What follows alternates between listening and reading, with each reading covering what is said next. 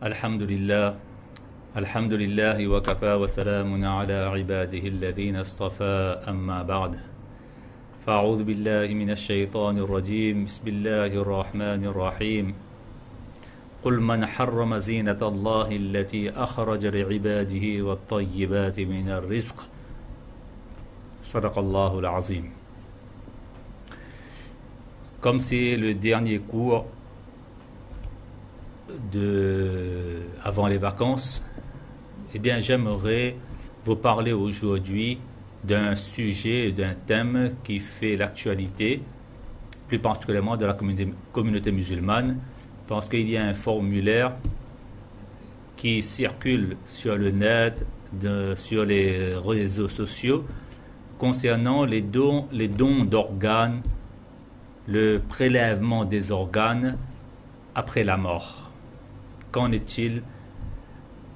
Quel est donc l'avis juridique islamique sur les dons, les transplantations et les prélèvements d'organes? Cette question du don d'organes a fait l'objet de divergences, de polémiques et de recherches, d'études même parmi les savants musulmans. Nous n'allons pas entrer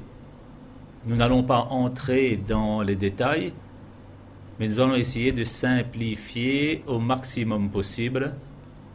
Voilà pourquoi nous préférons de vous exposer aujourd'hui les principaux avis exprimés lors d'un séminaire qui a eu lieu, qui s'est déroulé en Inde, à Delhi plus précisément, en 1989. Ce séminaire sur le droit musulman avait pour thème et sujet la transplantation d'organes. Et il est important de rappeler que l'opinion de la quasi-totalité des participants de ce séminaire-là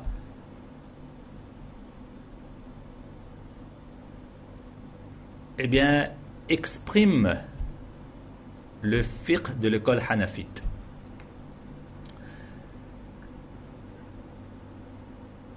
Nous allons vous exposer un compte rendu, même pas un compte rendu, mais c'est plutôt un extrait du compte rendu qui a été publié à la suite de ce séminaire.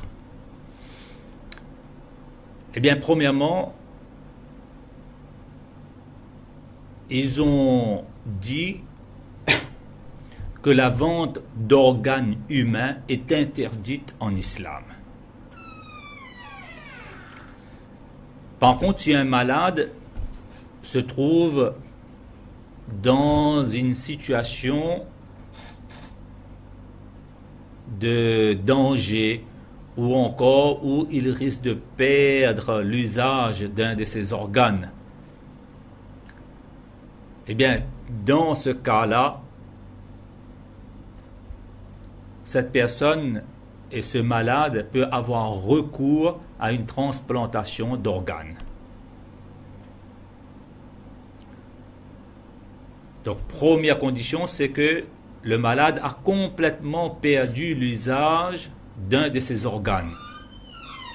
Alors, on lui fait un greffon, on lui transplante un organe, il n'y a aucun problème en islam. Deuxième condition, si une transplantation d'organes n'est pas effectuée sur ce malade, il y a un fort risque qu'il décède et qu'il meure.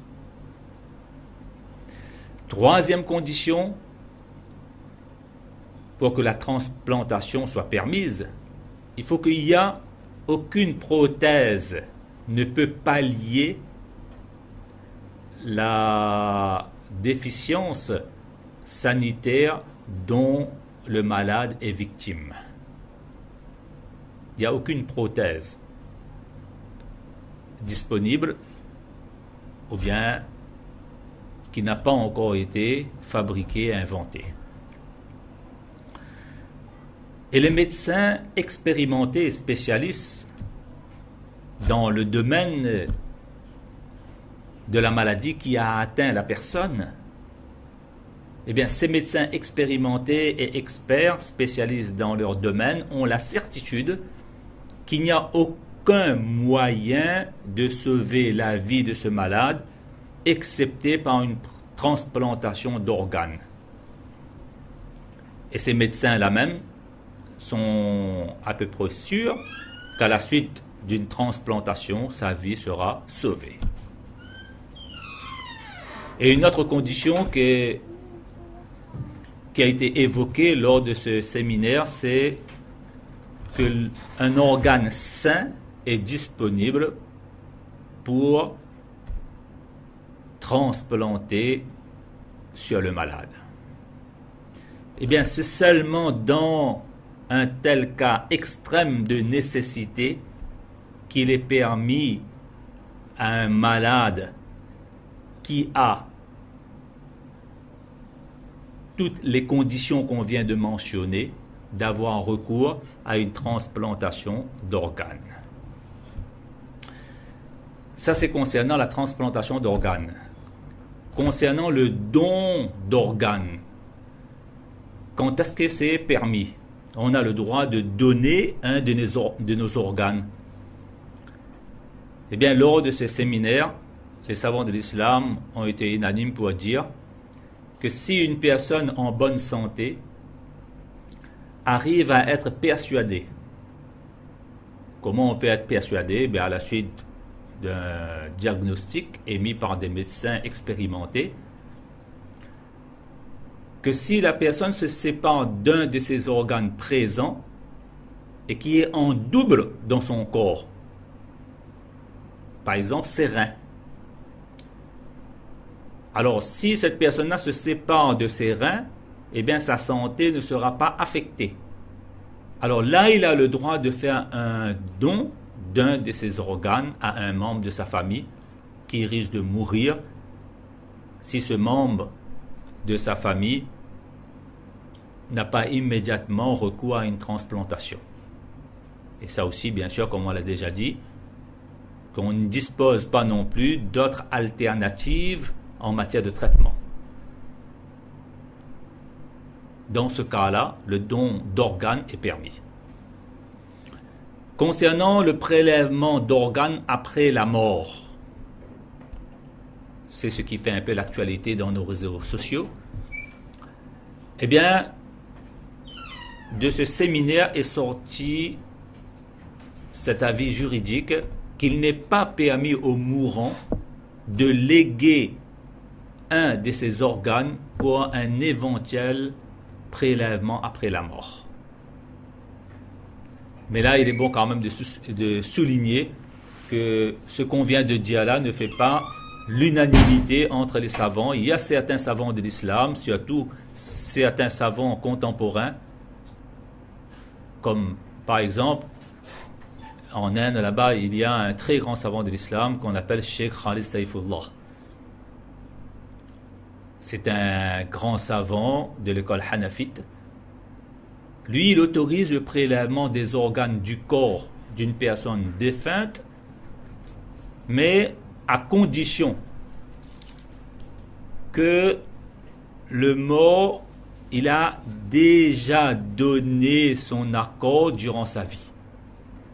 Il a signé un formulaire, ou bien il a dit à quelqu'un devant 2 témoins, etc., que vous avez le droit de prélever tel organe pour donner à telle personne après ma mort. Ça, c'est la première condition. Et deuxième condition, il est aussi nécessaire d'avoir au préalable le consentement de ses héritiers.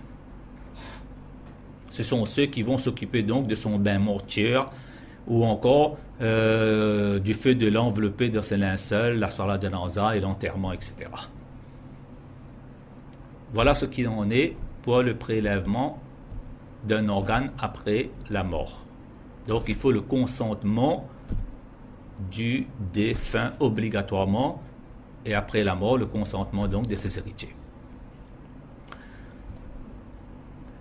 Est-ce qu'on a le droit de greffer une partie de notre corps sur une autre partie. C'est-à-dire transplanter ou greffer un organe à partir d'une partie de notre corps vers une autre partie de notre corps. Eh bien, cela aussi est permis, mais à condition, bien sûr, que les bienfaits issus de cette opération dépassent les éventuels inconvénients ou les éventuels maux qu'elle pourrait occasionner. Et à condition, bien sûr, que cela est fait afin de remplacer la perte d'un organe ou bien pour restaurer son apparence ou sa fonction régulière ou encore afin de corriger un défaut occasionnant un état de détresse psychologique. Donc ce genre de greffe d'une partie de notre corps vers une autre partie, eh bien, il y a la permission. Si c'est pour remplacer un organe, si c'est pour restaurer notre apparence, et que si on ne restaure pas cette apparence-là, eh bien cela risque d'occasionner un état de détresse psychologique. De même, concernant la transplantation de ce séminaire, les savants de l'islam ont été unanimes pour dire qu'il est permis de transplanter un organe ou un tissu à partir d'une personne sur une autre. Mais quel genre d'organe, quel genre de tissu? L'organe est le tissu qui est le tissu qui est capable de se régénérer toute seule. Par exemple, comme la peau, le sang. Donc ça, on a le droit de transplanter un organe à partir d'une personne sur une autre. Mais là aussi, il y a une condition. La condition est que le donneur est mature, c'est-à-dire il est baligh en islam.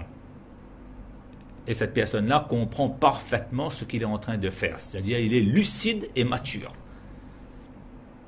Et bien sûr, il est nécessaire que les autres conditions essentielles de la charia qui portent sur ce genre de don d'organes soient respectées, bien sûr. Est-ce qu'on a le droit d'utiliser un organe prélevé sur quelqu'un? Eh bien, là aussi, les savants de l'islam disent en ce sens qu'il est permis d'utiliser un organe ou un tissu qui a été prélevé d'une personne pour cause de maladie afin d'en faire profiter une autre. Par exemple, il est autorisé d'utiliser pour une transplantation la cornée d'un œil qui a été retiré pour cause de maladie. Par contre, plusieurs savants de l'islam ont émis cet avis juridique qu'il est interdit de prélever un organe qui est vital. Par exemple, comme le cœur. Prélever un organe vital, le cœur, d'une personne vivante pour le transplanter sur une autre, ça c'est catégoriquement interdit. Et ça aussi, il est interdit de prélever un ou plusieurs organes d'une personne qui est vivante quand cela peut affecter une de ses fonctions essentielles et primordiales. Par exemple, si cela ne met pas sa vie en danger, eh bien dans ce cas-là, oui. Mais si le prélèvement d'un ou de plusieurs organes risque de mettre la santé de la personne même en danger, eh bien dans ce cas-là, non.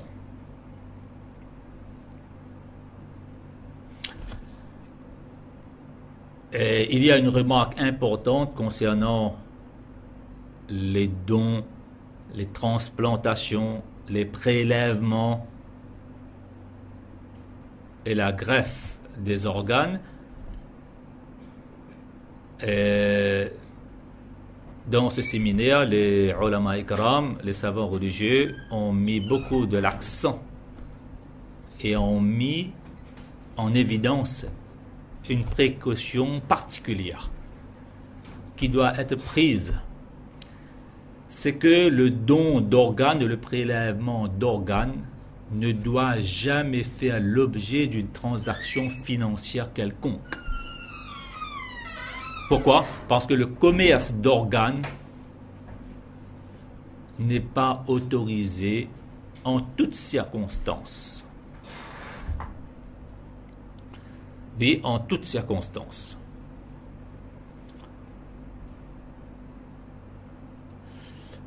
Donc, si on peut donner une réponse facile et facile à retenir, on peut dire, si on peut récapituler un peu tout ce qu'on vient de dire, donc on peut dire qu'il y a 3 cas de figure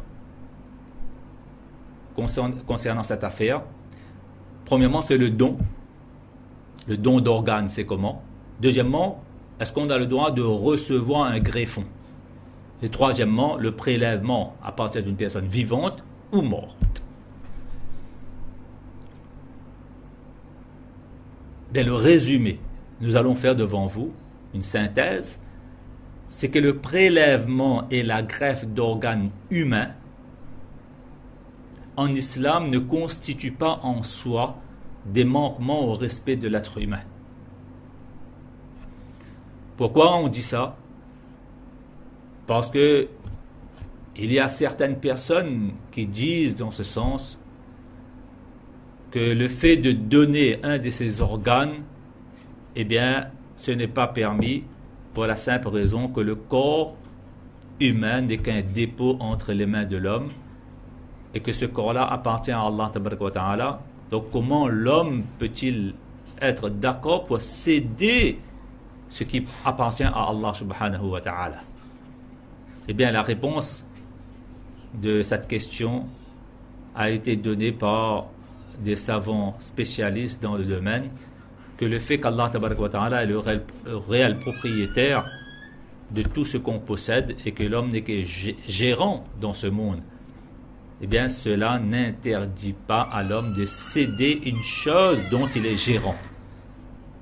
Bien sûr, s'il cède cette chose-là d'une façon qui est hors des principes voulus par Allah subhanahu wa ta'ala, alors là, dans ce cas-là, c'est interdit.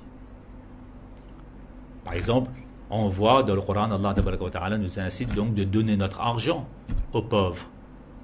Mais réellement, le propriétaire de notre argent, c'est Allah tabaraka wa ta'ala, mais nous sommes les gérants. Mais on a le droit de donner ce qui nous appartient aux nécessités et aux pauvres, et même à une personne qui est riche.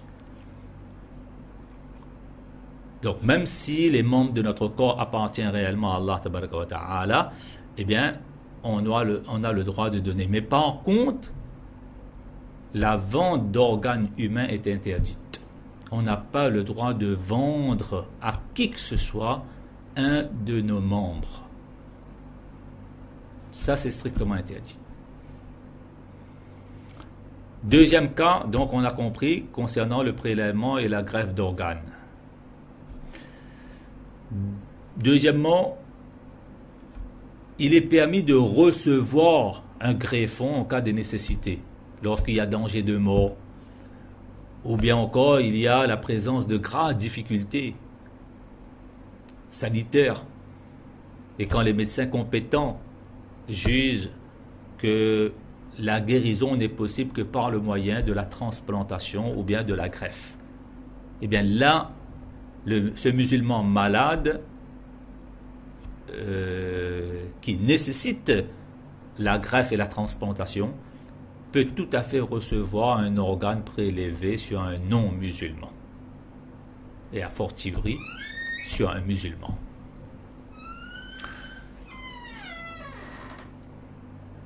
Concernant le prélèvement d'un organe sur une personne défunte, eh bien on a vu, il y a 2 conditions. Il faut que le défunt donne son accord lors de son vivant. Deuxième condition, que ses héritiers aussi donnent l'accord après son décès. Et là, on avait dit qu'il y a une exception, c'est qu'on n'a pas le droit de donner notre cœur. Donc le cœur ne peut être prélevé sur une personne défunte. Ça, c'est concernant les deux premières conditions du prélèvement d'un organe sur une personne défunte. Troisième condition, c'est quoi? C'est que le prélèvement d'un organe sur une personne vivante est possible à condition que cela ne lui cause aucun problème de santé. Et pour que ce genre de don-là soit possible, il faut premièrement qu'il soit gratuit. Et on a vu tout à l'heure que le donneur doit être mature, c'est-à-dire doit être adulte. Parce que le don d'un enfant n'est pas permis en islam. Troisième condition, il faut que ce soit un organe que l'on possède en double. Par exemple, le rein. Mais si un organe n'est pas double, par exemple le foie, par exemple, eh bien cela n'est pas autorisé. Là, on est en train de parler des prélèvements d'un organe à partir d'une personne qui est vivante. Et bien sûr, la dernière condition qu'on a vue, c'est que les médecins ont exprimé leur avis confiant que la personne pourra ensuite mener une vie normale avec l'organe restant. Parce que si le prélèvement d'un organe sur une personne vivante affecte la santé de la personne, cela ne sera pas autorisé. Voilà un peu ce qu'on pouvait dire sur le don d'organes et un résumé de ce qui a été dit dans ce séminaire dont les participants sont plutôt des adhérents de l'école hanafite.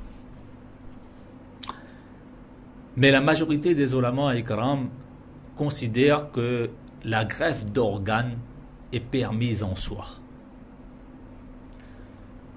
Parce que la règle première dans l'islam, nous savons, c'est la permission originelle, c'est-à-dire le ibahate asliya. C'est-à-dire tant qu'il n'y a pas un texte du Coran ou bien des hadiths, ou bien tant qu'il n'y a pas un principe extrait du Coran et des hadiths qui indique une interdiction, eh bien on n'a pas le droit de dire que cette chose-là est interdite. Et justement ce sujet-là, greffe d'organes, la transplantation, il n'y a pas bien sûr un texte clair et net du Coran et des hadiths qui l'interdisent. Pourquoi? Pour la simple raison que la greffe, la transplantation, à l'époque de la révélation du Coran, à l'époque du prophète sallallahu alayhi wa sallam, était inconnue même de la médecine.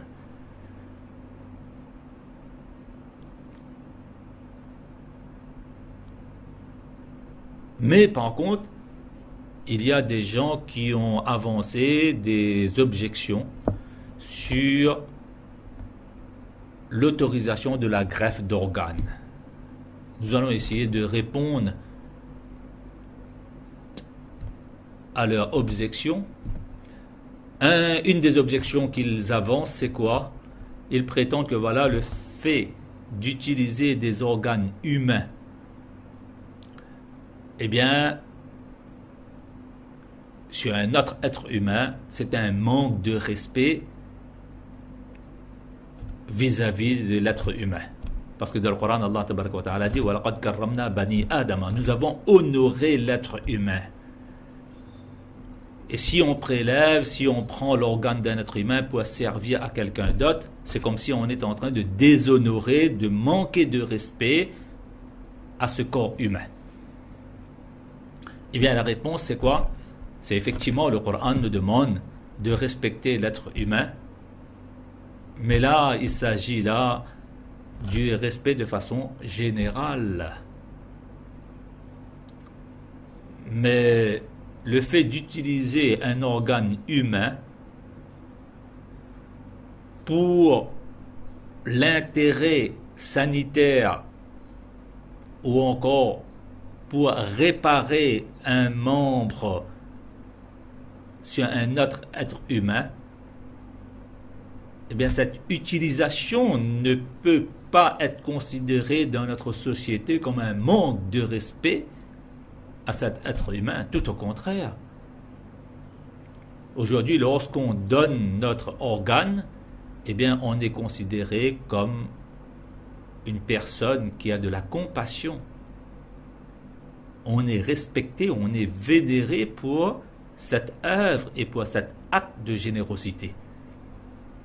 Dans la société actuelle, on n'est pas perçu comme quelqu'un qui manque de respect à son corps.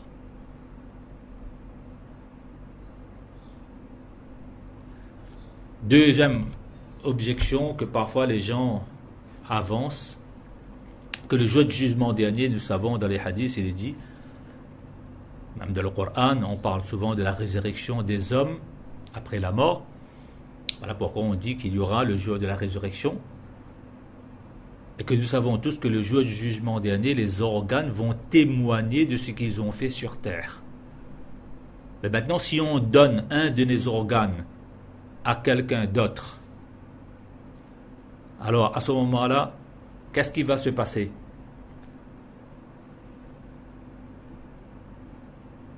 Mais ces organes-là ont été transplantés sur cette personne, mais les organes ont appartenu à deux personnes différentes. Mais comment ces organes-là vont témoigner? Eh bien, la réponse est simple, que le jour du jugement dernier, l'homme sera effectivement ressuscité avec un corps, mais ce corps-là ne sera pas composé de ces organes avec lesquels il a vécu sur terre. Parce que nous savons, lorsque l'homme est enterré dans la tombe, en général, le corps est réduit en poussière. Ce qui signifie donc que le jour de la résurrection, chaque âme va recevoir un autre corps, donc d'autres organes, qui vont ressembler bien sûr aux organes qu'il possédait.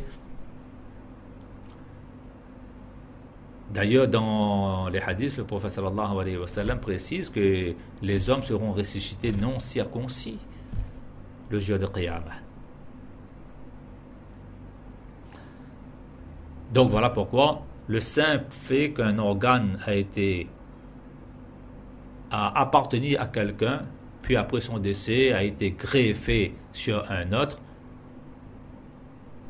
eh bien, ne semble pas empêcher que l'un ou l'autre auront leurs organes le jour du jugement dernier, et chaque organe va témoigner de ce qu'il a fait sur terre. Voilà pourquoi cette objection-là ne tient pas la route. Il y a encore d'autres objections qui ont été avancées, mais qui ont été aussi réfutées par les savants de l'islam. Voilà pourquoi on peut dire, concernant le fait du don d'organes, le fait de recevoir un greffon, concernant les prélèvements, c'est permis, mais à des conditions bien précises qu'on vient de mentionner. Maintenant, si vous voulez savoir avec beaucoup plus de détails, eh bien, il serait mieux de consulter et de se renseigner auprès de ulama ikram, qui sont spécialistes dans ce domaine. Je vous donne deux sites. Un, c'est le site de Maulana Mohammed Patel, sur son site, et Maulana Anas Lala, sur son site aussi. Ils ont parlé de ce sujet de don d'organes qu'il est bon de consulter. Mais avant tout acte, il est bon au préalable de consulter notre médecin traitant spirituel, sur qui on a beaucoup de confiance, etc. On lui demande quand même si on a vu par écrit telle chose, mais parfois chaque cas est un cas particulier. Parfois il y a des exceptions d'une règle générale qui n'ont pas été citées. Donc voilà pourquoi, par précaution, il faut toujours consulter, demander l'avis d'un spécialiste et d'un expert avant de s'engager et de s'aventurer dans des choses aussi délicates. Voilà ce qu'on pouvait dire aujourd'hui sur les dons d'organes. Et je ne sais pas si cette information qui circule sur les réseaux sociaux est fausse ou vraie, mais en tout cas, il y a des amis qui m'ont fait part de cette information et qui m'ont dit qu'il serait bien de parler de ça et de communiquer donc à la communauté musulmane sur la vie juridique islamique du don et du prélèvement. Voilà pourquoi nous l'avons fait aujourd'hui. J'espère que, Inch'Allah, cette intervention servira beaucoup à la communauté musulmane et apportera, Inch'Allah, des éléments de réponse. Qu'Allah tabaraka wa ta'ala accorde à chacun d'entre nous le tawfiq, donc de toujours s'informer, se renseigner auprès de nos ulama ikram avant de s'engager dans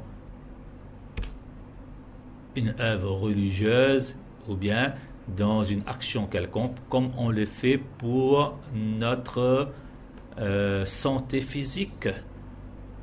Avant d'avoir recours à une intervention chirurgicale, avant de prendre un médicament, etc., eh bien, on demande toujours l'avis de notre médecin traitant. Il serait bon que chaque musulman et musulmane ait la même réaction, la même attitude concernant leur santé spirituelle et religieuse. Wa akhiru da'wana anil hamdulillahi rabbil alamin.